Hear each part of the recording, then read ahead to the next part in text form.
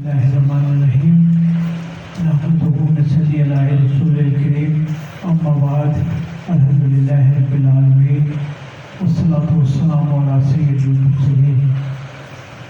پچھلی دفعہ بھی یہ بات ہوئی تھی، الحمدللہ ہم عید سے اللہ تعالیٰ نے ہمیں عید تک پہنچایا اور ساتھ ہی حج تک بھی پہنچایا، اور ساتھ ہی عید اور حج کی ایک مشترکہ چیز قربانی تک بھی پہنچایا۔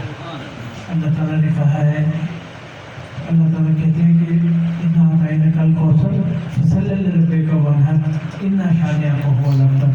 تو اپنے محبوب کو بھی کہا کہ جب تمہیں میں کوئی انعام دوں تو تم پھر اس کے بعد قربانی کیا کرو۔ تو اللہ تعالیٰ نے ہمیں بھی جو انعامات دیے عید کی شکل میں یا جس شکل میں بھی، اس کے لیے ہم نے قربانی کرتے ہیں اپنی پیسوں سے بھی اور ہر لحاظ سے، اور اسی طرح حج کے بعد شکرانے کے طور پر بھی ہم قربانی کرتے ہیں۔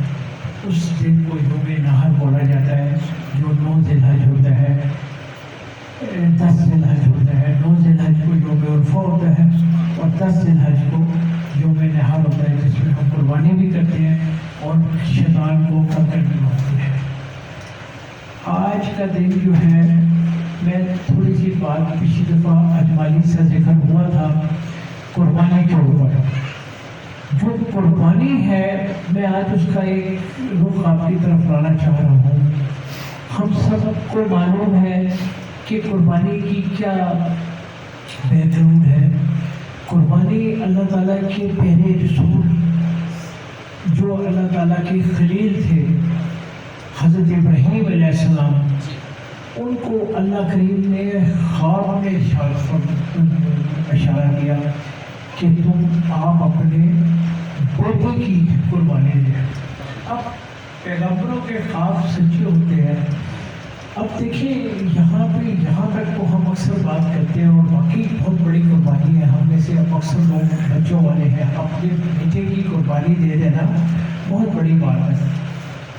تو میں آج ایک اور طرف بھی آپ کا رخ کروانا چاہتا ہوں کہ اندازہ لگائیں، ان کے جو بیٹے تھے، جب حضرت ابراہیم علیہ السلام نے کہ جو خلیل اللہ ہے اور جن کے لیے اللہ تعالیٰ نے ان کو پہلے انعام کے طور کے اوپر آگ بھی ان پر ٹھنڈی کر دی تھی، اور ان کو کئی مہینے وہ آگ جلائی گئی، اور آگ جلانے کے بعد جب ان کو آگ پہ پھینک دیا گیا، تو پھینکنے سے پہلے میں نے آپ کو عرض کیا تھا کہ ایک فرشتہ آیا ان کے پاس اور آ کے کہا کہ اگر آپ کہیں تو میں آپ کو مدد کروں۔ تو کہا کہ آپ نہ میری مدد کریں، میرا رب میری مدد کرے گا۔ پھر ان فرشتوں نے کہا، جبرائیل علیہ السلام نے انہوں نے عرض کیا کہ بھئی آپ اپنے رب سے کہیں اور آپ کا یہ معاملہ۔ انہوں نے کہا وہ دیکھ رہا ہے اور وہ ہر چیز دیکھتا ہے، وہ علیم بھی ہے اور خبیر بھی ہے، اس کو میرے حال کا مجھ سے زیادہ پتہ ہے۔ وہ کہتے ہیں نا کہ سونا چاہوے تو میں اس سوکھا چولہے پاواں، جو میرا محبوب میرا اللہ چاہتا ہے میں نے وہی کرنا ہے۔ تو ان کو جب پھینک دیا گیا تو پھر اللہ تعالیٰ نے جب ان کا دیکھیں یہ امتحان تھا، اور ان کو تو اللہ نے آپ کو کہا کہ میرا خلیل جو آ رہا ہے یہ تمہارے پاس میری امانت ہے، آپ کو کہا جانا ہے، اور آگ کا کام ہے جلانا۔ اور جب آگ کا کام جلانا تھا تو جب آگ ان تک پہنچ گئی، وہ آگ تک پہنچ گئے، تو آگ کو چونکہ حکم مل چکا تھا کہ یہ امانت ہے، تو آگ ان کے لیے گلوگزار بن گئی، اور آگ نے ان کو امانت کے لیے، امانت کا مطلب ہے سب سے اچھے طریقے سے رکھنا، آگ نے ان کو بہت اچھے طریقے سے اپنے پاس رکھا۔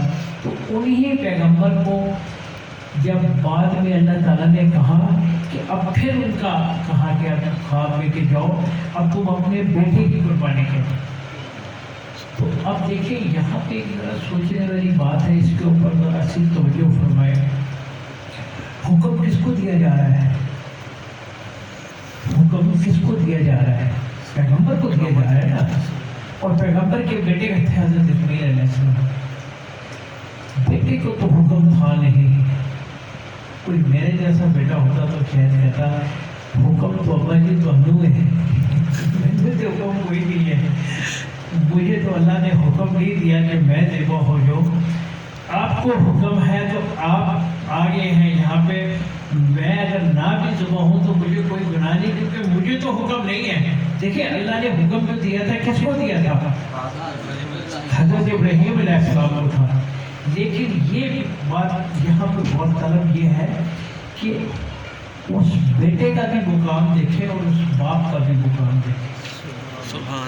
باپ نے یہ نہیں کہا کہ بیٹے کو کہ لیٹ جاؤ میں تمہیں ذبح کروں، یہ بھی تو ہو سکتا تھا نا، سیدھا آگے کہتے حکم ہے مجھے میرے رب کا، تو لیٹو تو میں ذبح کروں۔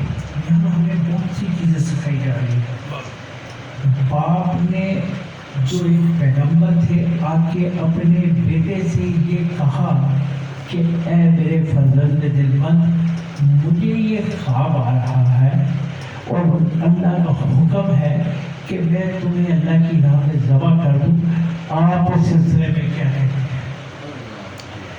اب بیٹے نے بھی یہ جواب دیا آگے سے، اے ابا جان جو آپ کو اللہ کا حکم ہے اس پر بے عین ہی عمل کریں اور آنکھوں پر پٹی بھی باندھ لیں تاکہ میری محبت آپ کا خاطرہ رو۔ اب ہم یہاں تھوڑی دیر رکیں گے، حنان صاحب تھوڑی دیر رکیں اور اس طرف چلیں جدھر میں آپ کو لے کے جا رہا ہوں۔ پہلی چیز جو یہاں سکھائی، اب یہ ہم سب کے لیے ہے، جو اولاد والے ہیں وہ سن لیں، یہ ہمیں کیا سبق دیا پیغمبر نے کہ اپنی اولاد سے ہر کام کا مشورہ کریں۔ دیکھیں سنت تو یوں ہی بتائی جاتی ہے نا، پیغمبر نے اتنے بڑے عمل کے اوپر بھی مشورہ کیا، ایسے نہیں ہے کہ اوے اس سے شادی کر لیں، نہیں کریں گے تو باہر پڑی یا یہ کام کر لو، نہیں ایسے نہیں ہے۔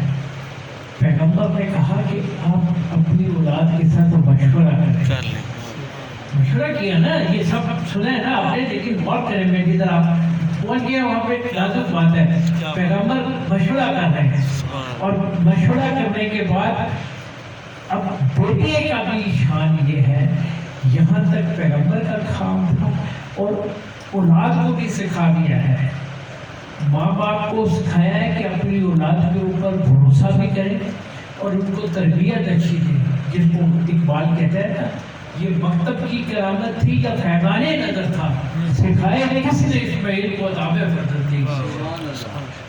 پہلے اپنی اولاد کی تربیت بہترین کریں، جب آپ اپنی اولاد کی تربیت بہترین کر لیں گے تو اس کے بعد کیا ہوگا، جب آپ اولاد سے مشورہ کریں گے تو اولاد مشورے میں آپ کو مایوس نہیں کرے گی اور وہ وہی بات کرے گی جو اللہ کی رضا ہے۔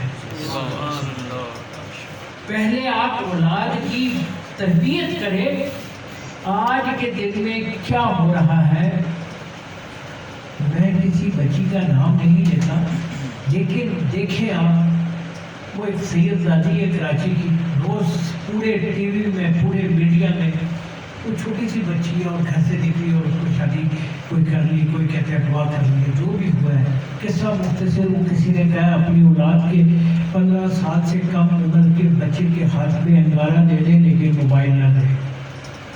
بھائی وہ کہتے نا گلا تو گھوڑ دیا اہل مدرسہ نے میرا، کہاں سے آئے صدا لا الہ الا اللہ۔ جب ہم نے ان کی تربیت ہی نہیں کی تو پھر ان سے مشورہ کرنے کا کیا فائدہ؟ مشورہ تو یا تو آپ کو اپنی، یہ تو اس پیغمبر کو اپنی تربیت پہ اتنا بھروسہ تھا کہ انہوں نے جب حضرت اسماعیل علیہ السلام کو آرڈر نہیں دیا، مشورہ کیا تو پیغمبر بیٹے تھے حضرت اسماعیل علیہ السلام، انہوں نے یہ نہیں کہا آگے تھے کہ یہ آرڈر تو آپ کے لیے، میرے لیے تو آرڈر ہی نہیں ہے ذبح ہونے کا۔ ابا جان آپ کو تو اللہ نے تو آپ کو آرڈر دیا، آپ جائیں جو مرضی کریں، مجھے تو آرڈر آیا ہی نہیں ہے، میں اگر ذبح ہونے سے انکار بھی کروں تو مجھے تو کوئی گناہ نہیں۔ لیکن ان کی تربیت وہ بنا دی گئی تھی کہ جب ان کے باپ نے، تو 2-3 باتیں اس میں ہیں۔ پہلی چیز تو اولاد کی تربیت ایسی کریں کہ ان کو بھٹکنے کا چانس نہ رہے۔ دوسری بات یہ ہے کہ ہر صورت آپ اپنی اولاد سے مشورہ کر لیا کریں، وہ خانے داری والا معاملہ نہ کریں کہ ہم جائیں اور جا کے ڈنڈا مار کے کہیں یہ ہو جائے، جو بھی ہے معاملہ۔ اور تیسری بات یہ ہے کہ کہ اولاد کے لیے بھی پھر یہ سکھا دیا حضرت اسماعیل علیہ السلام نے رہتی دنیا کا کہ اگر باپ نے کہہ دیا ہے آپ کو اور مشورہ کی صورت میں آپ کی عزت بھی بڑھا دی ہے تو آپ اپنی عزت بڑھائے رکھیں اور باپ کے سامنے اپنا سر خم رکھیں. اپنی جان دینے سے بڑا تو کوئی حکم نہیں ہو سکتا نا بھائی. جب وہ بھی وہ مان گئے تو پھر کیا کسر رہ جاتی ہے. تو یہ جو باتیں ہیں یہ ذہن میں رکھیں. باقی جو ہم ہر آدمی ہمیں پتہ ہے کہ اپنی قربانی کا مقصد کیا ہے اور ہم قربانی کیوں دیتے ہیں.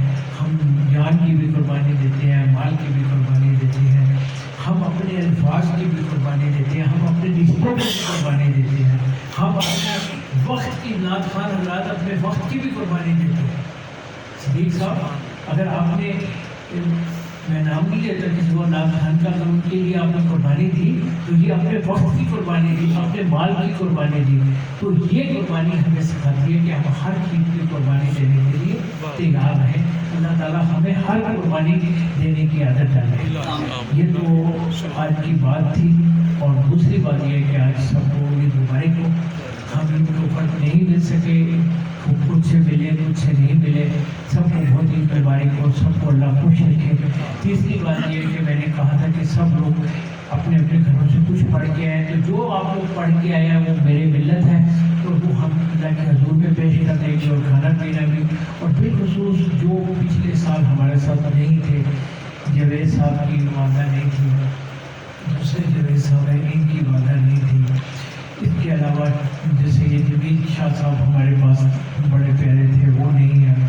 ہمارے والدین نہیں ہیں, ارشد صاحب ان کے, ہم سب کے والدین ہیں جن کے والد, سردار جو ہمارے دوست ہیں ان کے والد صاحب نہیں ہیں. پچھلے سال تھے, بالخصوص پچھلے سال سے جو لوگ نہیں ہیں, شفیق کے والد صاحب نہیں ہیں, جن کے والد ان کے شیطان صاحب کے نہیں ہیں. کس کا نام لوں, جن کے اپنے ثاقب صاحب ہیں, جس کے والدین یا کوئی قریبی عزیز ہے مفتی صاحب ہیں, ان سب کو آج کے دن میں ہم یاد رکھتے ہیں. اور اللہ تعالیٰ آج کے دن کی برکت سے سب کو جگہ عطا فرمائے. اور ہم مختصر سے نعت شریف کریں گے یا تھوڑی بڑی سی نعت شریف کریں گے, اس کے بعد کھانا نظر شریف کا اہتمام ہوگا اور پھر ہم انشاءاللہ رخصت ہوں گے.